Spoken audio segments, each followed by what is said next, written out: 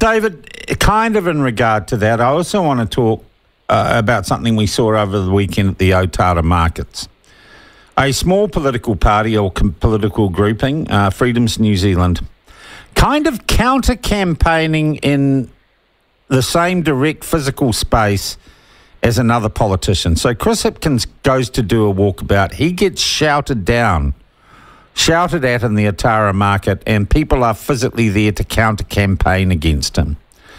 And while it might not be a big story, I looked at it and thought that is a change, and perhaps one that, to be honest, I'm personally not comfortable with. What do you think? Well, I just think you can't be a very good debater if you spend all your time trying to drown out your opponent from speaking. I mean, if you're a good debater, you can actually hear what your opponents have to say and then turn around and oppose it. So that's the first thing.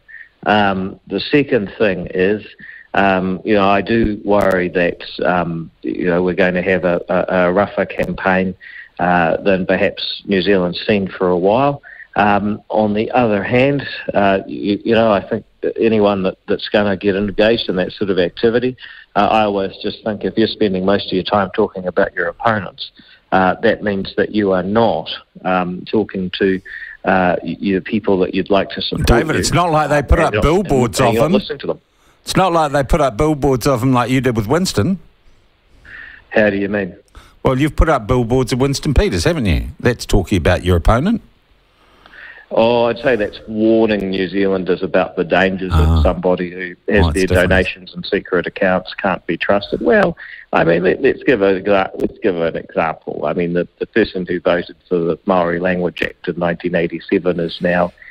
David, you've just told us if you spend all your time talking about your opponents, you haven't got many good arguments of your own, and now you're doing exactly that. No, you brought it up, Sean, and since you have a penchant to do so, I thought I'd give you some back.